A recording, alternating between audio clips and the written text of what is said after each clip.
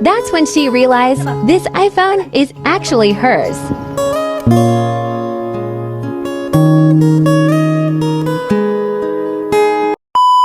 Midnight snack time. Since there's no class tomorrow, it's okay for Nitch to stay up a bit late. But what she doesn't know is, we have a little surprise for her. We bought an iPhone for her. It may not be brand new, but it's filled with love and pride from us, her mom Cheatin and Tito Anning. It's a small reward for her big achievement.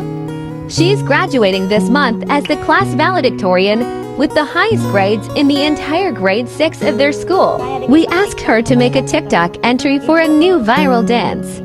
But what she didn't know was that we'd hand her an unfamiliar phone to record with.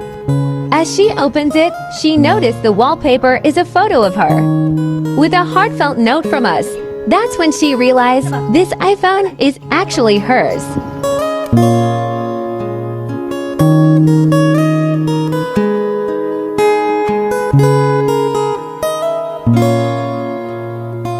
Nawa din basa.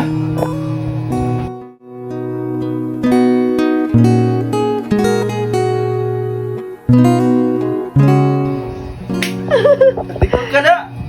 Tidak ka na makaon. Di na mo eat. Tidak ka mangit.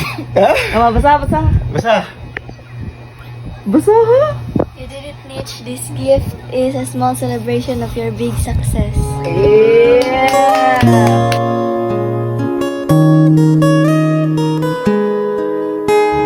Ikaw siya na, kilubot pa ka na.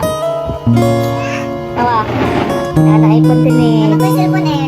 Ito, yung cellphone natin, Nitch. Nana, Apple ID na ako na lang butangan.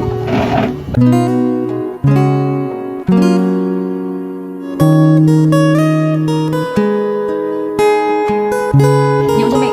Yan, sulti. May gani, top 1. Baliktorian. Balikbayan. Okay na? Sino to? Doon, charger mo daw. Ha?